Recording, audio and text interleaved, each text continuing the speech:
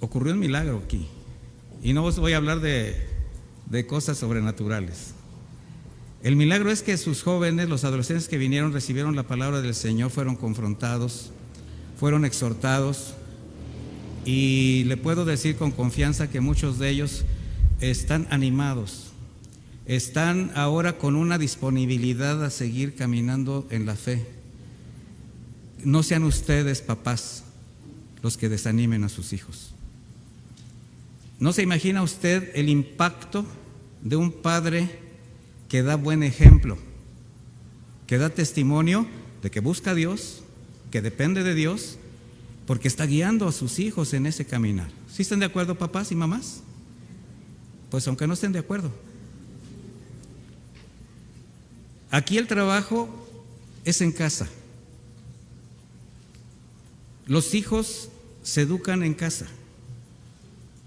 Se les dan valores, se les dan principios.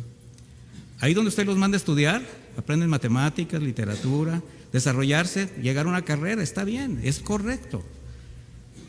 Aquí en la iglesia infantil desde pequeñitos les damos la palabra de Dios a través de los ministerios, adolescentes, jóvenes, aquí mismo aprendemos la palabra de Dios, pero se educa en casa. Entonces no deje usted la educación de sus hijos en manos de profesores, en manos de gente ajena. Sea usted, compruebe que sus hijos están caminando con el Señor. ¿Sí o no? No esperaban eso los papás, ¿verdad? Pero pues no es la predicación de hoy, es un consejo. Créame que al que más le conviene que sus hijos salgan adelante es a usted. ¿Usted quiere que sus hijos salgan adelante? Yo creo que sí. Pues la palabra de Dios es el único camino, es el único recurso seguro que le va a permitir a sus hijos salir adelante siempre. Siempre. Independientemente de tener una carrera, una profesión, un negocio, un oficio, si ellos fundamentan su vida en la palabra de Dios, siempre saldrán adelante. Porque puede ser un abogado, un médico, un gran ingeniero, pero ¿quién necesita un médico corrupto? Un abogado que se corrompe. ¿Quién lo necesita? Nadie. Así que formemos hijos con valores sólidos. Y vamos a tomar unas enseñanzas los próximos 2 o 3 domingos, por las fechas en las que ya estamos caminando, que van a tener que ver más con la parte de los días finales de Jesucristo aquí en la tierra. Y hoy vamos a hablar de unos eventos antes de la cruz. Mire, el Señor siempre tuvo el propósito en su corazón, en su mente, no se distrajo a lo que vino. Y Él sabía perfectamente que un día tendría que entregar su vida por la humanidad. En su caminar, no solamente predicó el Evangelio, las buenas noticias de salvación, sino que también extendió su misericordia y su cuidado, pero nunca perdió de vista el porqué de haber venido. Y hoy vamos a ver algunos eventos que podemos considerar como señales que se tenían que estar cumpliendo en su camino a la cruz. Así que vamos de entrada al Evangelio de Juan, por favor, en el capítulo 12.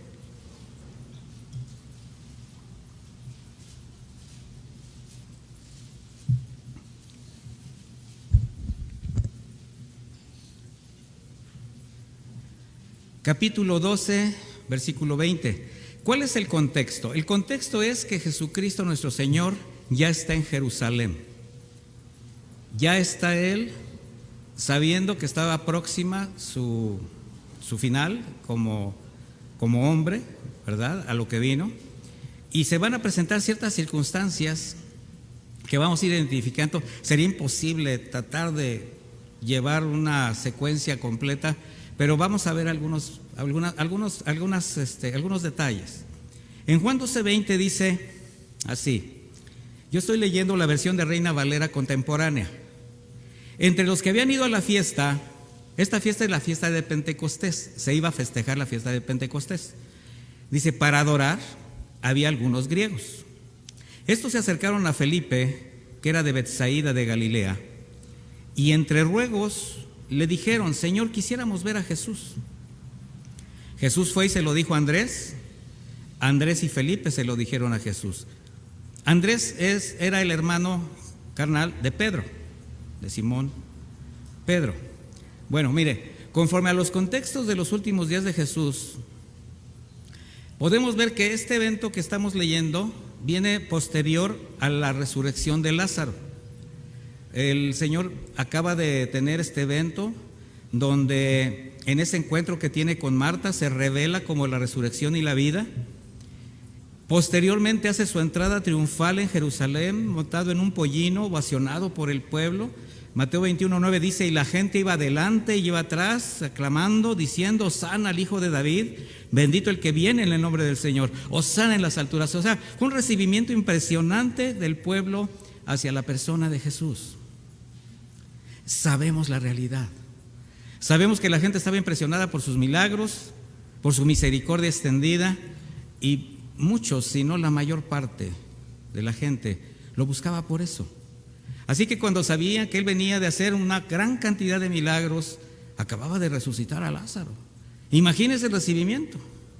Bueno, entre los judíos que venían a adorar al templo, a festejar esta fiesta de Pentecostés, de la Pascua, había algunos griegos.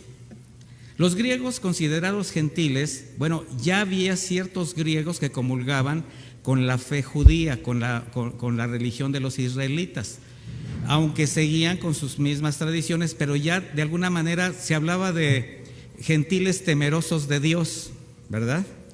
Y bueno, ellos también venían a participar de esta fiesta de la Pascua. Estos hombres, al escuchar de Jesús, le buscaron para conocerlo. Sin embargo, vamos a ver que para el Señor fue una señal de que su propósito en esta tierra se estaba cumpliendo y que el regreso a su reino se acercaba, pero también su camino a la cruz. Estos eventos seguramente se dieron en el templo, pero le voy a decir dónde: en la parte externa conocida como el patio de los gentiles. O sea, había una parte externa en el templo en el templo donde podían acercarse los paganos, pero también los judíos que no contaban con mucho prestigio o riqueza. O sea, allí estaban relegados los humildes, ya vemos desde ese punto de vista.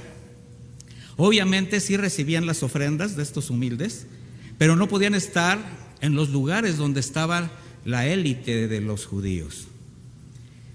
Y en ese lugar era donde Jesús atendía a las personas cuando él iba al templo. Ahí tenía el contacto con la gente, en el lugar donde nadie quería estar. Ahora, el Señor sabía que estas personas no podían acercarse de otra manera. ¿Por qué? Por su origen gentil o su condición económica. Además, este lugar estaba muy reducido a causa de que allí estaban en ese patio los cambistas. ¿Se acuerdan los que el Señor sacó del templo? Fue en esa parte. Ahí también eran los cambistas de la moneda, los mercaderes que vendían animales para ser sacrificados. Y bueno, todas estas actividades eran permitidas por las autoridades religiosas porque tenían participación en el negocio. O sea, esto que está pasando en la actualidad en muchos lugares que se dicen cristianos o en muchas religiones no es nuevo, mis hermanos. Desde entonces ya había mercaderes en el templo, ¿verdad? En este contexto, entre los que habían subido a participar de la fiesta de Pascua, estaban estos griegos que se acercaron a Felipe para ver a Jesús. Ahora, el que estos hombres paganos quisieran acercarse a Jesús confirmaba ese temor que tenían los fariseos, los religiosos, cuando vieron entrar a Jesús sentado en el pollino. En ese momento, cuando ellos vieron cómo le recibían, dice Juan 12:19, yo lo leo, dice: pero los fariseos dijeron entre sí: ¿cómo pueden ver? Así no conseguiremos nada. Todo el mundo va tras él. O sea, estamos siendo muy condescendientes con él. ¿Qué estaban fraguando? Su muerte. A Jesús, recordemos esto, lo acusaban de alborotador, de revolucionario. y después con sus enseñanzas, y luego el antecedente de cómo había echado a los cambistas del templo, bueno, ya estaba representando un gran peligro a su religión y a sus intereses. Eso les preocupaba mucho. Por una razón, quizás que Felipe era originario de Betsaida de Galilea, que era una ciudad donde habitaban muchos griegos, una ciudad gentil, pues probablemente por eso se acercaron a Felipe. El relato no dice la razón por qué Felipe no los llevó directo a Jesús y se acerca con Andrés, pero entre ambos deciden acercarse a Jesús y decirles que los griegos lo querían ver. La Escritura tampoco nos dice si Jesús los recibe, si Jesús los salió a ver, pero lo que sí menciona es la expresión de Jesús al saber que unos griegos le buscaban. Y aquí es cuando vamos a ver que para él era una señal de que la obra se estaba siendo consumada. ¿Por qué? Porque por una parte había un pueblo judío cansado del abuso de la religiosidad de sus autoridades, estas autoridades que se habían corrompido, que además este pueblo judío, que era el que se acercaba a escuchar las enseñanzas de Jesucristo, pues le reconocieron con la autoridad de quien conocía las Escrituras y las sabía enseñar. Bueno, el Señor primero fue, dice, a los suyos. Y él ya había captado la atención de este pueblo judío. Ahora le buscan a aquellos intelectuales, esos filósofos, con toda su cultura, quizás una cultura politeísta, pagana, corrupta, pero que iban a ser la primicia de los gentiles que se habrían de agregar a la iglesia que estaba por nacer. Entonces, para Jesucristo ya estaban los judíos tomando atención de su ministerio, estaban recibiendo la palabra de Cristo y ya le busca el pueblo gentil. Por eso la respuesta de Jesús fue una frase llena de gozo. Se acercaba el momento de regresar al Padre. Y con dos expresiones les da a conocer lo que había de venir. Dice Juan 12:23, Jesús les dijo: ha llegado la hora de que el Hijo del Hombre sea glorificado. Fíjese la respuesta. Ellos le dicen: unos griegos te buscan. Y la respuesta de Jesús es: ha llegado la hora. De esas veces que es desconcertante. ¿Por qué? Porque Jesús en varias ocasiones, él mismo expresó que su tiempo no había llegado.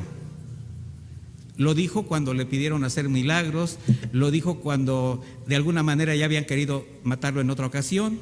Su tiempo no había llegado. Pero ahora anuncia abiertamente que el tiempo de partir con el Padre ahora sí ha llegado. Esta primera expresión seguramente fue muy incomprensible para sus discípulos. Pero hay una segunda expresión que les va a crear una terrible incertidumbre. Versículo 24 dice: de cierto les digo, que si el grano de trigo no cae en la tierra y muere, se queda solo. Pero si muere, lleva mucho fruto. ¿Qué está revelando el Señor Jesucristo? Mire, primero, ¿cómo tendría Él que morir? ¿Por qué tenía que morir? ¿Para dar qué? Mucho fruto. Para dar vida.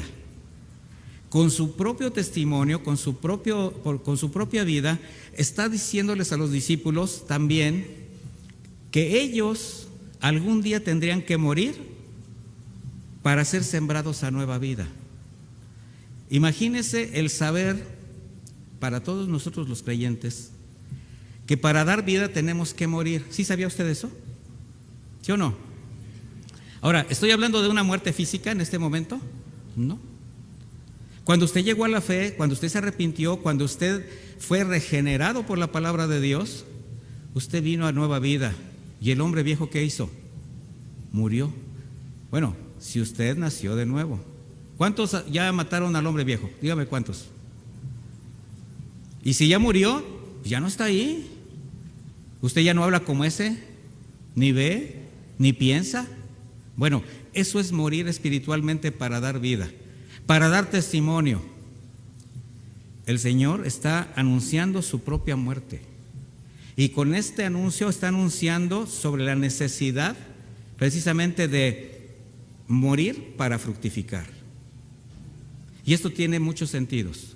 Tiene un sentido espiritual, pero también tiene un sentido físico. Mire, en las ocasiones en que me ha tocado oficiar la partida de algún hermano en la fe, que ya se va con el Señor, para mí me queda claro que él está siendo sembrado. Y normalmente le digo a las personas que quedan, no dejen que la vida de la persona que acaba de partir y este momento en que él ya está con el Señor quede sin vida, quede sin fructificar, porque él dio testimonio de seguir a Cristo, él caminó con el Señor, él sembró para dar vida. Y mire, eso es algo que todos nosotros tenemos que tener conciencia. ¿Qué está sembrando cada uno de ustedes? Que cuando usted parta va a dar vida. Hace un momento les hablaba yo del ejemplo y testimonio de los padres a los hijos. Esto es en vida. Pero ¿qué será lo que digan sus hijos, sus nietos, sus bisnietos si los llega a ver cuando usted parta? ¿Cuál va a ser el legado que le deje a sus hijos? Bueno, en Juan 12:25 enseguida dice el Señor: el que ama su vida la perderá, pero el que aborrece su vida en este mundo la guardará para la vida eterna.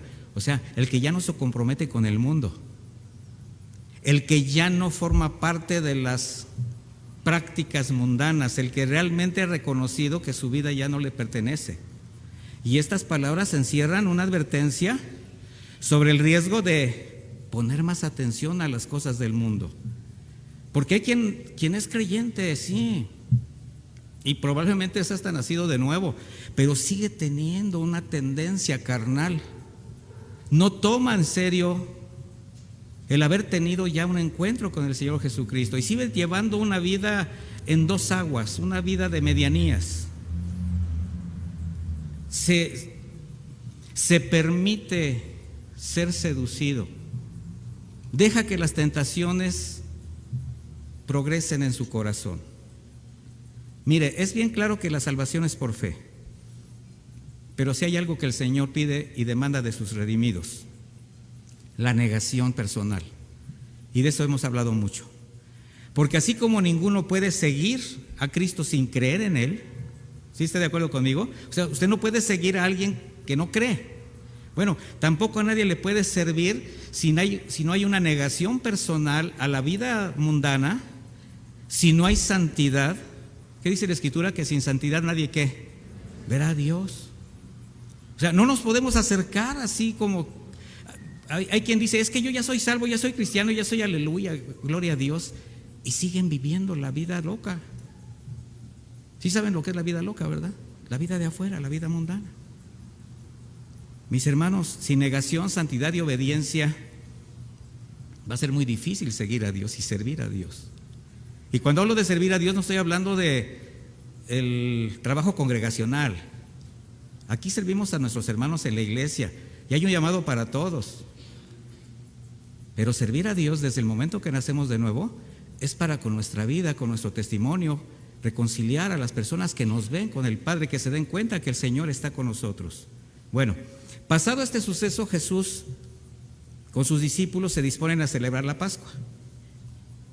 Ahí habrían de comer el cordero que Jesús sabía, llegada su hora, representaba su propio sacrificio como Cordero de Dios que iba a redimir a la humanidad de su pecado. Imagínense, Jesús, un hombre judío que obedecía las leyes judías, caminaba como judío, él siempre fue obediente a las Escrituras, sabía que cada vez que comía esa Pascua, comía ese cordero, representaba su propia muerte. Ahora iba a ser distinto. Iba a ser la última vez que comiera ese cordero. Y en Lucas 22:14 dice: cuando era la hora, se sentó a la mesa y con él los apóstoles. Y les dijo: cuánto he deseado comer con vosotros esta Pascua antes de padecer. Imagínese a alguien que está sentenciado a muerte y que está gozoso porque llega el momento de su muerte. ¿Quién hace eso? El Señor dice: cuánto he deseado. Él sabía que comida esa Pascua empezaría el camino a la cruz.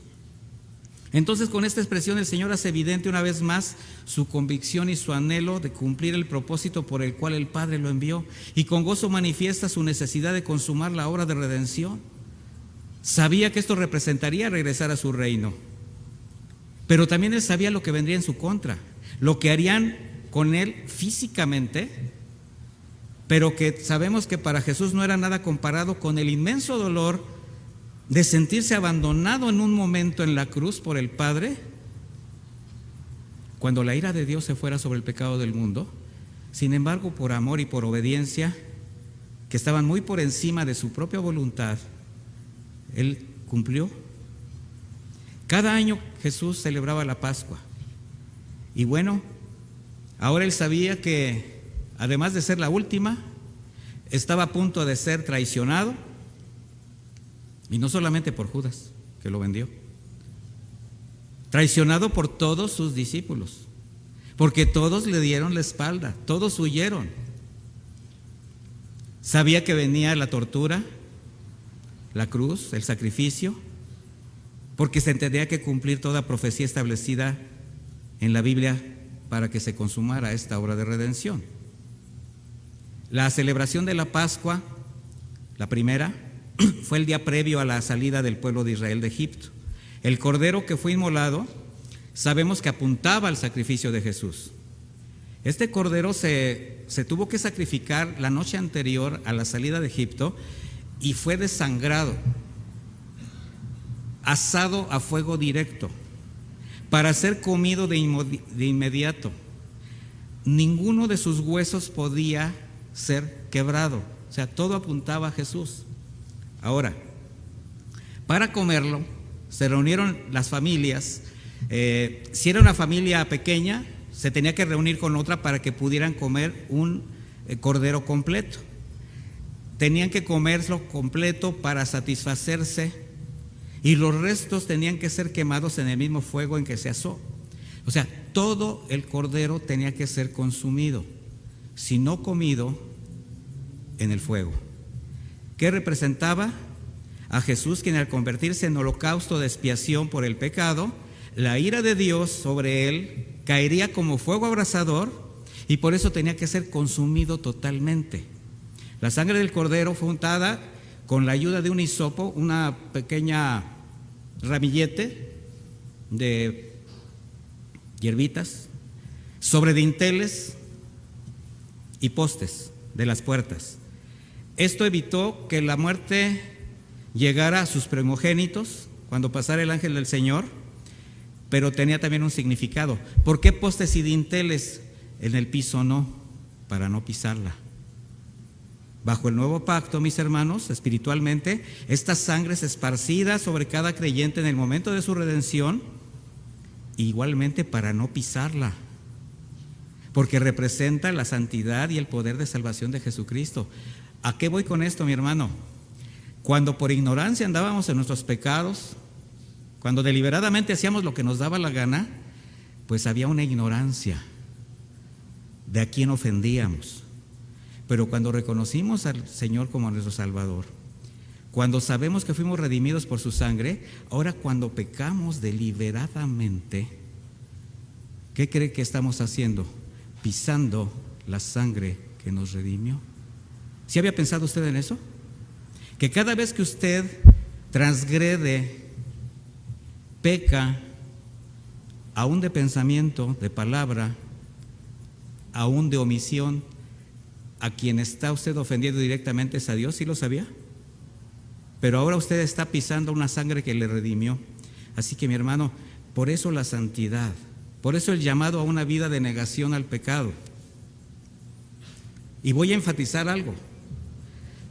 Todo el pueblo de Israel que estaba preso en Egipto, en el momento de su liberación, ahí, todos eran igualmente pecadores como los egipcios. O sea, los israelitas no fueron escogidos por buenos o por santos, fue por soberanía de Dios. Y fue la sangre del cordero, representada en la redención y la gracia, que hizo que el ángel de la muerte pasara por alto sus casas. ¿Qué significa esto? Que si algún israelita no hubiese obedecido o hubiese menospreciado la instrucción del Señor de cubrir con los dinteles y los postes con la sangre de este cordero que representaban la salvación en Cristo, seguramente la muerte también habría llegado a sus primogénitos como los egipcios. Y si alguna familia egipcia tomó este consejo y lo hizo, ¿qué cree? Se salvó. ¿Sabía usted que con el pueblo de Egipto salieron muchas familias egipcias que creyeron? Entonces, ¿la salvación es para quién? ¿Para todos o los cuantos? Es para todos, mis hermanos. Bueno, todo lo estoy haciendo, tratándoselos de mostrar el aspecto espiritual de cada uno de los eventos en esa Pascua. El cordero se tuvo que comer en su totalidad, no en partes. ¿Qué representa esto? Que quienes se alimentan de Cristo, ¿quién se alimenta de Cristo? Bueno, lo debe comer completo.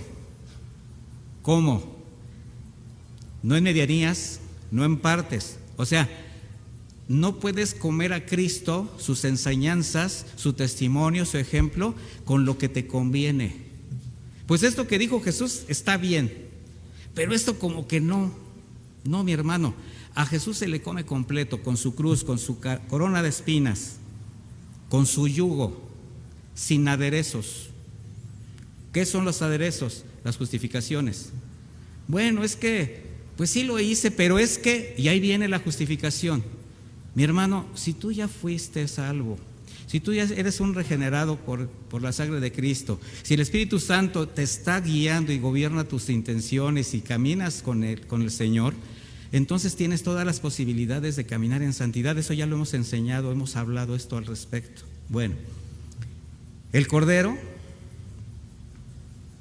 asado se consumió de tal manera, no podían sentarse, estaban de pie, comiendo apresuradamente, dispuestos a partir.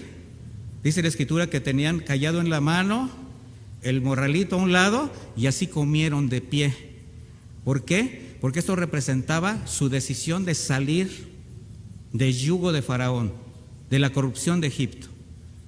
Ahora los creyentes, después de habernos alimentado con el Cordero de Dios, tenemos que estar dispuestos a dejar atrás el pecado, las malas costumbres, los malos hábitos arraigados, las pasiones desordenadas, todo lo que nos trajo esclavizado durante muchos años. Aún las religiones, las tradiciones, muchas cosas que desde pequeños quizás conocimos, formaron parte de nuestra vida, pero que al conocer a Jesucristo nos dimos cuenta el riesgo de permanecer en esa condición.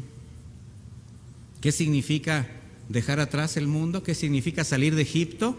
Abandonar precisamente los argumentos, el gobierno del pecado. Esto es lo que representa Egipto y Faraón. Abandonar todo lo que regía nuestra vida, nuestros pensamientos, nuestra carne, nuestras emociones. El cordero fue acompañado de pan ácimo, o sea, pan sin levadura. 2 puntos. Primero, no había tiempo de esperar a que la masa fuese leudada. Y segundo, la levadura simboliza el cuerpo de Cristo sin pecado, sin leudar. ¿Qué representa ahora este pan ácimo, ese pan sin levadura? La vida santa, sin leudar del creyente que ha nacido de nuevo, que sabe guardarse de la contaminación del pecado. Primera de Corintios 5:7.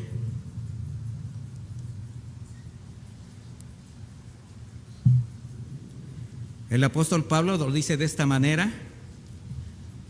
¿Ya lo tiene? Primera de Corintios 5:7.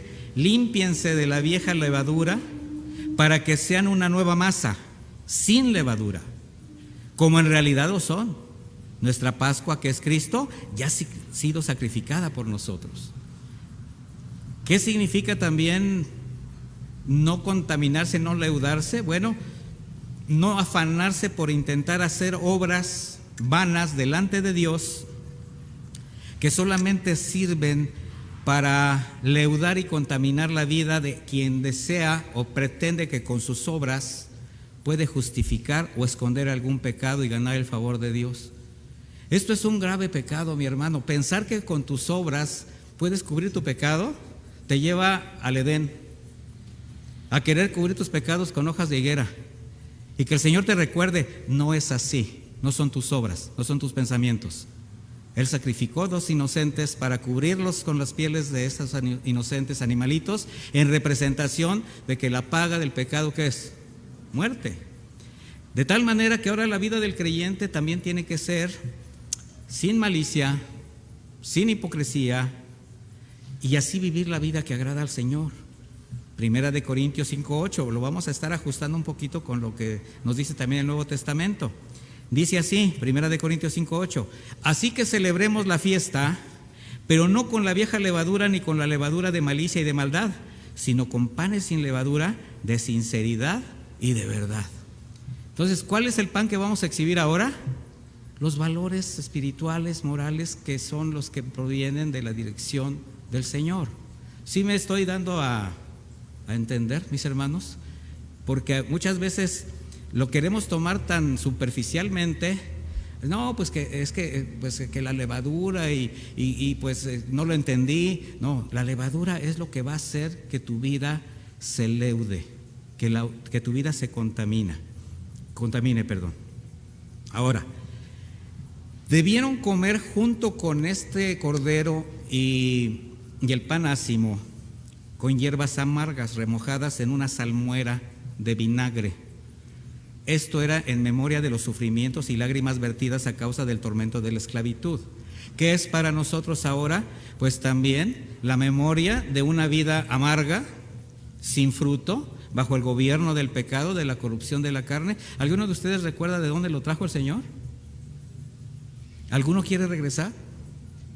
¿Alguno quisiera regresar nada más porque en ese Egipto tenías cosas que ahora quizás no tengas? Ayer el pastor Espinosa les hizo esa mención a los jóvenes de regresar como el pueblo de Israel, que decía, pero es que allá teníamos los melones y las cebollas y tantas cosas. Y así está uno ahora como creyente, recordando lo que en algún momento dado te causó placer, pero te llevaba a una vida corrupta y a una perdición eterna. Bueno, el Señor Jesucristo, sabiendo que pronto había de ser preso, torturado y sacrificado en la cruz, antes de consumar esa obra perfecta, proclamó un nuevo pacto, y fue en esa cena. Ahora vaya conmigo a Mateo 26, por favor.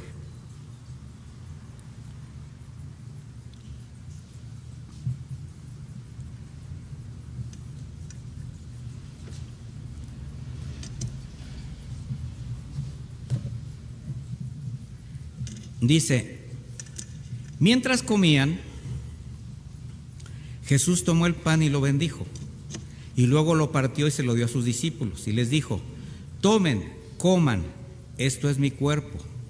Después tomó la copa y luego de dar gracias la entregó a sus discípulos y les dijo, beban de ella todos, porque esto es mi sangre del nuevo pacto, que es derramada por muchos para perdón de los pecados. Y yo les digo que desde ahora no volveré a beber de este fruto de la vid hasta el día que la beba con ustedes el vino nuevo en el reino de mi Padre. ¿Qué está adelantando? Pues su resurrección, su glorificación. Antes de partir, mis hermanos, en este momento de establecer el nuevo pacto, pues también nos deja a nosotros un mandamiento de celebrar lo que conocemos como la Santa Cena. Y es una forma también de expresar nuestra fe de la manera como Jesucristo lo dejó establecido.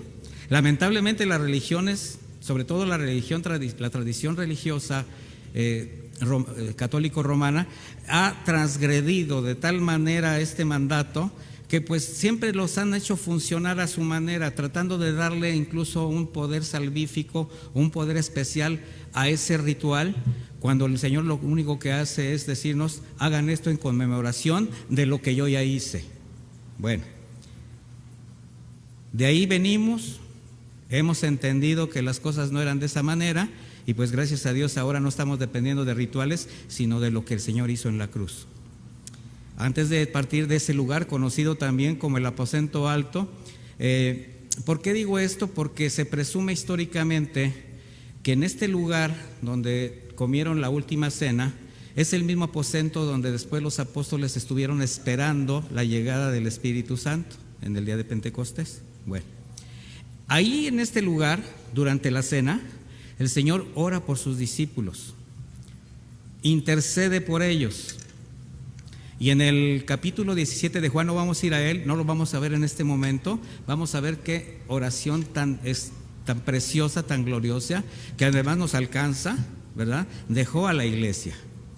Pero en ese momento da la más hermosa y trascendente enseñanza acerca del servicio a los semejantes. Y vamos ahora a Juan 13:4.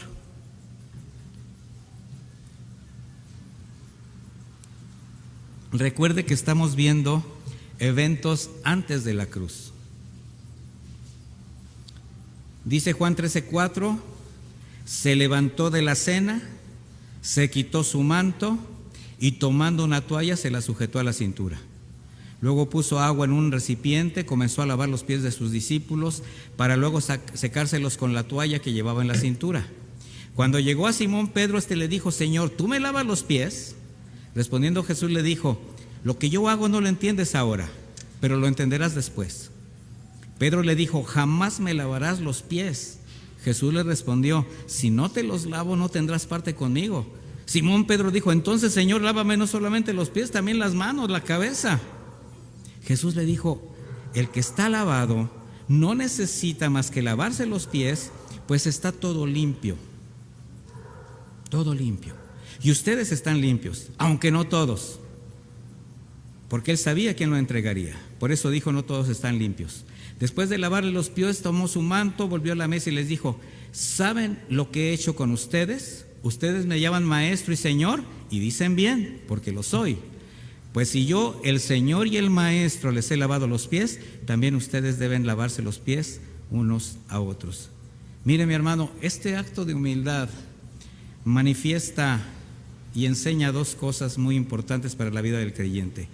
Primero, el verdadero valor del servicio a los semejantes. Quien desea servir, quien desea tener un lugar de servicio en medio de la iglesia, que muchos lo anhelan, a veces lo anhelan con una doble intención, así como pretendiendo que el hecho de tener parte de algún ministerio en la congregación les va a dar cierta representación o cierto favor con el Señor, y eso es una grave mentira. Eso lo hemos enseñado una y otra vez. Delante del Señor nuestras obras, mi hermano, son trapos inmundos comparados con lo que el Señor hizo en la cruz. Y cuando nosotros somos llamados a servir, el Señor nos muestra el verdadero camino del servicio. El que quiera ser el mayor, humíllese. El que quiera servir, póngase en la parte más baja. Entonces, el Señor nos da principios del servicio, no para envanecimiento, no para alcanzar el favor de Dios, no para alcanzar gracia delante de Dios, no, mis hermanos. Y el segundo nos muestra que no obstante que ya hemos sido lavados por la palabra y el nuevo nacimiento, hay una necesidad de limpiarse continuamente de pecado. Esto es lo que le dice a Pedro cuando él dice: tú no me lavarás los pies, como diciendo: pero Señor, si tú eres... Acuérdese que unos días antes ya les había sido revelado a Jesucristo como Cristo, el Hijo del Dios viviente. Entonces ahora dice: ¿cómo tú me vas a lavar los pies? No, de ninguna manera. Bueno, el Señor le dice: si no te lavo los pies, no tendrás parte conmigo. Bueno, Pedro, que era un poquito extrovertido y exagerado: no, pues entonces todo. Bueno, el Señor le dice: no, Pedro, el que ha sido lavado, y aquí la parte, si ustedes ven las dos frases, el que ha sido lavado, también dice ya ha sido lavado y usa el mismo término en español, pero en el griego son dos términos diferentes. El que ha sido lavado totalmente ya no necesita más que ser lavado parcialmente, o sea, lavarse los pies. ¿Qué significa esto? Todos los días nos contaminamos de pecado, mis hermanos, aunque no queramos, y simboliza ese polvo que se nos pega en los pies. Es un simbolismo. Entonces, desde que usted se levantó y en la mañana, muy santo, con el deseo de venir a la iglesia, así todavía no pasaba nada, pero en cuanto usted puso los pies en el suelo, algo pasó. Y empieza uno a contaminarse, empieza uno a hablarle con cierta dureza a la esposa, a los hijos, apúrense, aunque sea para venir a la iglesia, ¿verdad? Empezamos a pelear. Miren, ya se están identificando, ¿verdad? Y de repente venimos en el coche, en el camión, donde sea, y pasa por ahí alguien y voltea y, ay, Señor, no, guárdame, Señor, no, guárdate tú, guarda tu corazón. Bueno, de todo eso, mi hermano, sea por la misma naturaleza, sea circunstancial o sea deliberado, tenemos la necesidad de irnos a alabar todos los días delante de Dios. A eso se está refiriendo el Señor, porque todos los días tenemos algo que el Señor nos demanda, algo de que arrepentirnos. Y este ya no es un arrepentimiento salvífico, no, mi hermano, este es un ponerse a cuentas con Dios para que tú sigas viviendo la vida santa, es parte de tu santificación. ¿Sí se entendió? En otras palabras, es el efecto de la santificación que la palabra de Dios y el Espíritu Santo realizan sobre la vida de los verdaderos creyentes cuando son sensibles a su trato, a su dirección. Proseguimos. Después de anunciar la traición de Judas, ahora deja un mandamiento a sus discípulos como un distintivo de la iglesia que está por nacer. Juan 13:31 dice: después de que Judas salió, Jesús dijo: ahora el Hijo del Hombre es glorificado y Dios es glorificado en él. ¿Por qué? Porque después de la traición, mis hermanos, va a comenzar la pasión. Dice: si Dios es glorificado en él, Dios también lo glorificará en sí mismo y lo glorificará sin tardanza. Hijitos, aún estaré con ustedes un poco y me buscarán, pero lo que les dije a los judíos lo digo también a ustedes: ahora a donde voy, ustedes no pueden ir. Un mandamiento nuevo les doy, que se amen los unos a los otros. Así como yo los he amado, ámense ustedes unos a otros. En esto conocerán todos que ustedes son mis discípulos. Si hablan cristianés, si traen una piraña en el coche, si tienen muchas alabanzas en su casa, o si me aman unos a otros. La vida cristiana se hace evidente a través del cumplimiento del consejo de Jesús, mis hermanos. Y una evidencia para nosotros, dice: en esto los conocerán. Y el amor a nuestros semejantes tiene que ver también con nuestro servicio. Y yo le pregunto a usted: ¿usted realmente ama a sus semejantes? ¿Se acuerda de la parábola del samaritano? ¿Se acuerda de las palabras del Señor Jesucristo donde dice: bendice al que te maldice, ama a aquel que te procura dañar, no pagues mal por mal? Bueno, eso significa amar como Él nos amó. Porque es muy fácil amar a los que nos aman, a los que tenemos a un lado. Es más, a lo mejor no te queda otra más que amarlo. No, pues ya que, pues aquí vive, ¿verdad? Pero no es así, mi hermano. El amor de Cristo tiene que superar todas las barreras de origen, de ideología, de cultura. Y esto no significa comulgar con el pecado de los demás. Significa amarles, verlos con misericordia, porque con tu vida, con la predicación del Evangelio, les vas a demostrar que les amas. Los vas a traer a Cristo, los vas a sacar de su error, los vas a confrontar con su pecado. El amor también es de esa manera, también se manifiesta así. Es muy común en ciertas doctrinas, pues cristiano-evangélicas, así le dicen, que te dicen: es que no les hables de esa manera, no les hables de sangre, de pecado, de que se van a ir al infierno. No, pues trátalos con amor. Háblales de que declaren, decreten y confiesen positivo y van a sacar un coche y todo. ¿Eso es amor, mi hermano, o eso es engañarlos? Por ahí dijo un hombre muy sabio: yo prefiero herirlos con la verdad que matarlos con una mentira. Y creo que es algo que tenemos bien claro quienes predicamos el Evangelio. La palabra, por eso, es una espada, mi hermano, se dice con amor. Estamos hablándoles las palabras de amor de Jesucristo, pero no podemos dejar de decirles que Jesucristo no solamente es amor, también es justicia, es rectitud, es integridad. Sí, es misericordia y consuelo, pero el Señor es justo. Así que, mis hermanos, ámense los unos a los otros como verdaderos discípulos de Cristo, pero hablándose verdad, sin hipocresía, teniendo misericordia unos con otros y estableciendo el evangelio en el lugar donde ustedes caminen. ¿Cómo lo van a establecer? Con su conducta, con su testimonio. Conviértanse en evangelios vivientes. Y si acaso pueden hablar, hablen. El lugar donde cenaron la Pascua, pues ahí también ellos, terminada la cena, atravesaron la ciudad caminando hasta el lugar del huerto de Getsemaní, situado en las laderas del Monte de los Olivos. Ahí el Señor es traicionado, vendido por un beso y arrestado. Ahí también el Señor oró al Padre, pero ahora de una manera muy distinta. Ahora el Señor estaba triste. Y aunque quería llegar al final, porque ese era su anhelo y su propósito, sabiendo lo que le esperaba en cuanto a sufrimiento físico, también había algo que para él era un temor como de muerte. Vamos a Mateo 26, 38.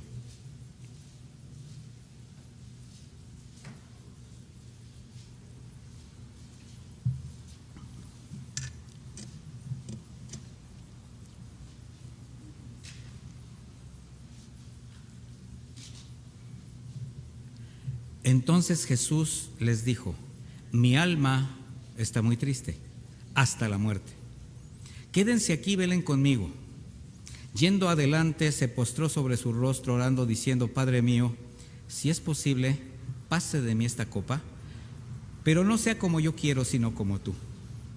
Mire, aquí el Señor establece una enseñanza tan completa que nos lleva a esto. El Señor siempre nos muestra la necesidad de orar, la necesidad de tener una relación con el Padre. Él les muestra a sus discípulos, se muestra tal como es, como un hombre sensible, alguien que está sufriendo. Dice: mi alma está muy triste. Y finalmente en esa oración establece su disponibilidad y disposición a obedecer al Padre. Cualquiera de nosotros, cuando está a punto de tener una situación grave, una situación difícil, de pasar por un momento terrible, pues tú quisieras que pasara o que no pasara. Pues no. ¿Sabías tú que es necesario que sucedan cosas? Porque te van a llevar precisamente al Padre. Bueno, el Señor lo sabía. El Señor sabía también que cuando la ira de Dios cayera sobre el pecado de la humanidad, sería sobre Él. Él en la cruz lo estaría cargando. ¿Qué iba a significar esto? Por causa de la santidad del Padre y el dolor de verlo en esa condición, por algunos momentos apartaría de él su mirada. Ahí es cuando el Señor expresó: Padre, ¿por qué me has desamparado? Sintiéndose solo, obviamente confiando en la misericordia de Dios, en la soberanía de Dios. Bueno, eso era precisamente lo que para el Señor significaba estar desamparado. Ese era el verdadero temor. Eso fue lo que gruesas gotas como de sangre se vertieran de su frente. Él tenía una lucha interior impresionante. Para Jesús, saber que su perfecta relación con el Padre por un instante se vería afectada por la separación ¿de qué? Del pecado. Un pecado que él no cometió, pero que él estaba pagando. Y por breves momentos se iba a romper esa comunión, pero a pesar de todo hizo la voluntad del Padre. Ahora yo le digo algo, mi hermano. Si por causa del pecado el Padre mismo volteó la mirada de su Hijo, ¿qué cree que pase con nosotros? ¿Qué lo va a separar a usted del Señor siempre? Dígalo con todas sus palabras: el pecado. Ahora dígame alguien que no peque aquí. ¿Se da cuenta de la inmensidad de la gracia del Señor y del consejo del Señor de establecer una comunión de tal manera con Él que nos permita estar siempre a cuentas con Él? Porque tenemos que reconocer que todos los días algo va a suceder en nuestra vida que nos quieran apartar del Señor. Porque no es otra cosa más que querernos apartar del Señor. Mire, mi hermano, el enemigo de nuestras almas, que es el enemigo de Dios, no va a hacer nada en contra de los que ya tiene. Los tiene presos por religiones, por filosofías, por diferentes argumentos, obviamente del mundo. Pero al que sí va a querer apartar es a usted, al que decidió caminar con el Señor, al que decidió tomar la decisión de seguir a Jesucristo, de tomarlo como Señor y Salvador. El que se convirtió en enemigo fue usted. Pero eso lo amistó usted con el Señor. ¿Sabía usted que al llegar a la fe usted tiene amistad con Dios? ¿Enemistad con quién? Con Satanás. Entonces él se va a ocupar y se va a estar ocupando de quererlo ¿a qué? Distraer, desviar, hacer caer, poner tentaciones. De tal manera que tenemos que estar bien convencidos, mis hermanos, que al ser el pecado lo único que nos va a separar del Señor, y ahí en pecado es todo, mi hermano. Todo aquello que usted quiera justificar, todo aquello que agrade su carne, que le produzca placer.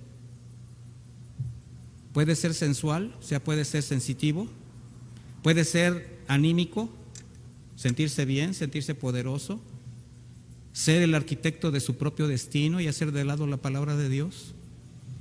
Mire, todo aquello que le haga levantar un ídolo delante de Dios es un pecado. De tal manera que el Señor lo que hizo antes de ir a la cruz, dejar un legado de amor, de cuidado y de misericordia para continuar con sus pasos. Entonces no podemos olvidar que inmerecidamente fuimos rescatados de un mundo hostil que nos conducía a la perdición eterna. Y si sí reconocemos que la paga del pecado es muerte y que la dádiva del Señor, del Padre, es salvación y vida eterna en Cristo Jesús, entonces tenemos que entender que quien nos ha restaurado a nueva vida para reconciliarnos con Él fue para que ahora vivamos, ¿cómo? Conforme a su voluntad. Ahora, ¿a quién le conviene vivir conforme a la voluntad de Dios? A nosotros, mi hermano. De ahí sus mandamientos, de ahí sus ordenanzas, de ahí su consejo. De ahí que usted haga Señor a su Salvador. Porque es muy fácil hacerlo Salvador. Usted dice, Jesús es mi Salvador. Sí. Usted se arrepintió, usted lo tomó como Salvador, pero ¿es su Señor? La salvación es por gracia, a usted no le costó trabajo, solo creer. Pero hacerlo Señor significa que ese libro que tiene en las manos sea su manual de vida. Eso es hacerlo Señor, eso es vivir bajo su voluntad. Terminamos con esto, mis hermanos, porque vamos a seguir esta narrativa de los últimos días de Jesús. Cuando el Señor ordenó a su pueblo que conmemoraran la salida de Egipto cada año, fue para que no olvidaran la libertad, la salvación tan grande que les concedió por gracia y misericordia, como una figura de lo que el Señor haría con cada uno de nosotros. Jamás dejemos de recordar que sin merecimiento alguno, un día fuimos rescatados de aquello que nos conducía a la perdición, y por tanto ya no debe haber nada que nos identifique con el mundo del cual fuimos apartados. Por eso el Señor nos dice que fuimos apartados, que somos santos, apartados por Dios, apartados para Dios, apartados de pecado, apartados del mundo, para no regresar al Egipto, para no regresar al yugo. Efectivamente, la vida no es fácil. Efectivamente, en la medida que más nos consagramos al Señor, queremos caminar más con Él, se levantan muchas complicaciones. Pero el Señor también nos lo advirtió: en el mundo tendrán aflicción. ¿Por qué? Pues porque el mundo se convirtió en enemigo, mis hermanos. Dice, pero no se turbe su corazón y tenga temor. yo he vencido al mundo. Y en esa promesa descansamos y comprobamos que aunque las adversidades se presenten, aunque vengan momentos de dificultad, siempre el Señor da una salida. Y la prueba es que usted está aquí, mi hermano. No dudo que usted ha pasado por situaciones muy severas, muy difíciles, o está pasando. Pero afiánzese en su fe, mi hermano, y camine confiado. Haga lo que sea posible y déjele los milagros al Señor, pero hágalo conforme a su voluntad.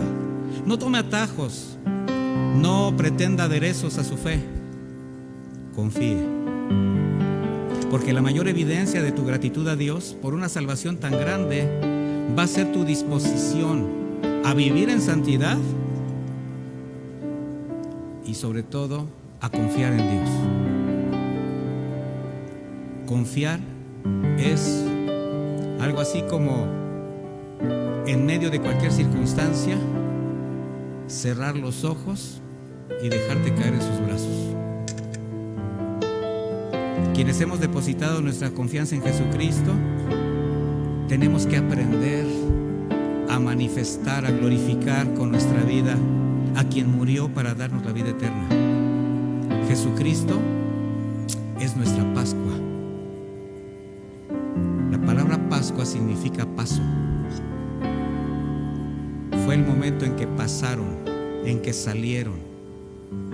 pasaron por el Mar Rojo, salieron de la esclavitud.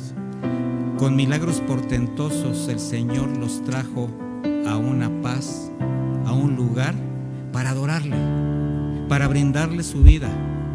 Y eso es lo que hizo con nosotros, sacarnos de la esclavitud, pasarnos por muchas dificultades, pero Él estuvo siempre con nosotros y sigue estando, para que nuestra vida se convierta en un acto de adoración continua, representado en vivir bajo su voluntad, en obediencia, buscando siempre hacer su voluntad. El Señor sigue esperando que su pueblo vuelva los ojos a Él. El Señor sigue retrasando su regreso para que muchos procedan al arrepentimiento. Y el papel de la iglesia, mis hermanos, es un papel tan hermoso, es una comisión tan hermosa, porque somos embajadores de este mensaje, de un mensaje que va a dar vida, pero nosotros tenemos que ser sembrados. ¿Cómo vas a sembrar tu vida? Negándote. Muere a las pasiones desordenadas. Muere aquello que te está haciendo salir de la voluntad de Dios. Aprende a renunciar a los placeres carnales. Aprende a negarte y dar tu vida por aquel que la dio por ti. Yo voy a pedir que me acompañe a orar. Y si la palabra de este momento le ha traído una convicción y necesidad de ponerse a cuentas, usted ya ha sido lavado, mi hermano. Las palabras son loutros y loúo. El que ya ha sido loúo, lavado totalmente, ya no necesita más que loutros, lavarse lo que contamina. Si usted está siendo llamado a restaurar su relación con Dios, a quitarse el polvo, a dejar las justificaciones, es una decisión personal. No le voy a decir levante la mano ni pase al frente, le voy a decir en medio de la oración y de la alabanza, usted y el Señor, porque Él conoce su corazón. Él sabe lo que usted está pensando antes de que usted lo piense. Así que el Señor no puede ser burlado. Acérquese confiadamente al trono de la gracia. Encuentre el oportuno socorro, mi hermano. Y el oportuno socorro es que usted esté a cuentas con Él. Y deje que el Señor siga haciendo una obra santificadora en su vida. Padre, te damos gracias. Si quiere levantar sus manos, si quiere rendirse a Él, te damos gracias, Señor, porque tu palabra nos lleva siempre a una reflexión íntima de nuestra condición espiritual, de nuestra condición moral, de la realidad de nuestra vida. Y siempre llega a tiempo. Así que, Padre, gracias. Gracias porque nos das la oportunidad siempre de seguirnos reconciliando, de seguir creciendo, de seguir madurando, de seguir confiando. Y aquí está nuestra vida, Señor. Ahí, mi hermano, tú, en esta quietud, tú y Él, establece en tu corazón lo que quieras decirle, de la manera como te quieras reconciliar, como quieras seguir caminando, pero no te vayas igual como llegaste. Deja esa carga, deja eso que te está trayendo problemas, que está afectando tu entorno. El Señor dijo: vengan a mí los que estén cansados, los que estén agobiados. Dejen aquí su carga y pónganse mi yugo. Quítense el yugo de las aflicciones, de la depresión, el yugo de la angustia, el yugo de la inconformidad, el yugo de la desconfianza, y pónganse el yugo del consuelo, de la paz, de la confianza en tu Creador. Gracias, Padre, por tus palabras de amor, tus palabras de vida eterna, y gracias por haber venido, Señor, a este mundo a establecer un pacto nuevo en el cual nosotros estamos cubiertos, y de esta manera te queremos glorificar, Señor. Lleva con bien a mis hermanos a sus hogares, sigue abonando este mensaje en su corazón, que siga habiendo convicción de pecado, que siga habiendo una disponibilidad y una disposición a vivir una vida apartada, que el mundo quede atrás, que el pecado quede derribado, que la esclavitud quede en otra vida, porque somos tus hijos. Y muchísimas gracias, Padre, en el nombre de Jesús. Amén y amén. Que Dios les bendiga, mis hermanos.